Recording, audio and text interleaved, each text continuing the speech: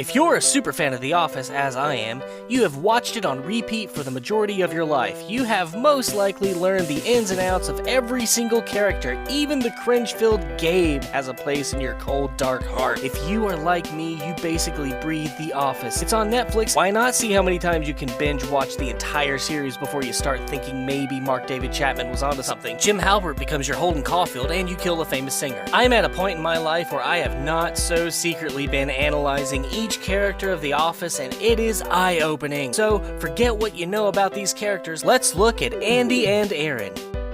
When Andy first arrived, he was one temper tantrum away from a fatal head explosion in Stamford. He used idiotic phrases like big tuna and nard dog. He is that guy that you want to smack because he just doesn't quite understand irony or sarcasm. And as the series continues, Andy doesn't really get better. Yes, he can be funny, but he has a warped sense of reality which seems random. But the more I watch this series that has taken complete control of my life, the more I think about Andy and how maybe he's not so annoying after all. Andy's that guy who is just too afraid to be himself, so he wears a mask. Not a literal mask, a metaphorical one. He performs because he hates himself. He doesn't like the reality of who he is. Failure son who works at a paper company, the outcast. He is a sad person. It's why when he has a chance to be himself by taking care of his rich prick of a father's shortcomings, you know, when his daddy lost all his money, Andy steps up, sells all their assets to keep afloat, and really drops the entire act. But then, with haste, decides to sail the family yacht one last time to escape himself, leaving Erin behind, which made every Office fan hate Andy even more. What about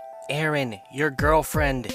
You inconsiderate bitch. Erin definitely isn't right for Andy because she may be somewhat stupid, and I say that with love, but at least she is honest with herself. Her and Andy are a wreck together. Andy needs someone who will shut him down when he's going overkill. He needs someone who will expose that human part of him that we occasionally see, like during the speech he gave at Cornell, when his father is yelling at him while the baby monitor is on and everyone hears it. Andy makes sense as a person because he stems from an elitist douchewad family who wants almost nothing to do with him. It's why he is that annoying space case we all have grown to tolerate. He's nowhere near as endearing as Michael, and we all know Michael can be more annoying than waking up to the sound of your dog vomiting on your fresh, clean sheets. Andy is nowhere near as lovable as Jim, and we all know Jim can be the biggest condescending twat waffle this side of the Mississippi, but he is genuinely a great person with multiple redeeming qualities. Andy is just so easy to hate, but when you analyze him, it makes sense. It is sad. To me, he is the saddest character on the show because he doesn't know who Andy Bernard is. It breaks my heart when I'm not plotting ways to destroy him.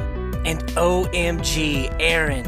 Erin is sweet, hot, dumb as bricks, and most likely spank bank material for Kevin. Why would someone so freaking gorgeous date awful guys like Gabe and Andy? Just why would she do that? Well, I'll tell you. Erin feels compelled to Andy because she too has a longing to be complete. Erin went her entire life not knowing her mother or father. It's clear she will latch onto any parental figure. She wants advice. Without that parent-to-child dynamic, she is unsure of herself. It's why she couldn't handle a simple task like accepting the delivery of pens while Pam wasn't in office. What happened here? You left me in charge of the pens, Pam. That's what happened. The pens happened. She questions herself on something so small. Why would she not gravitate towards Andy, the nard dog? He too longs for parents, just in a spoiled Ivy League my daddy doesn't love me way. Neither of them belong, but together, they feel as if they do. When Erin has to decide between Andy and Gabe, it doesn't even cross her mind until Michael basically says what we were all thinking. Something like, "You're young and beautiful and both guys suck. What the fuck, Erin?" And that 1 ounce of being parental from Michael helped Erin realize she's pretty effing awesome. I mean, just look at her. She uproots her entire life to move to Florida to live with an elderly woman she just met. Erin needs that dynamic.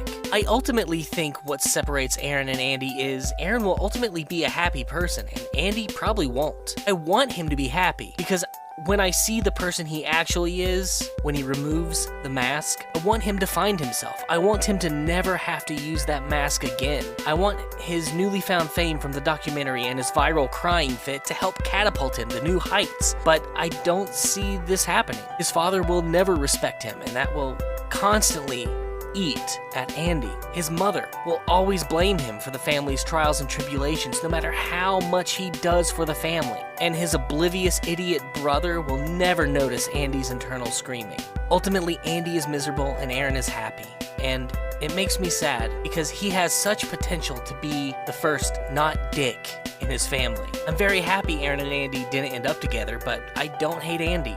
He is, as I said, the saddest character on the show.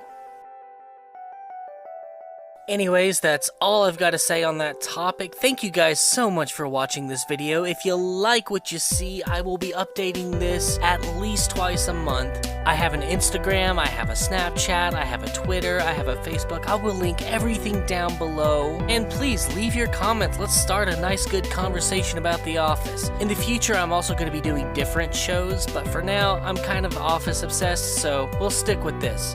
If you have a character you'd like me to assess, leave their name below. Thanks so much. Love you guys. Bye.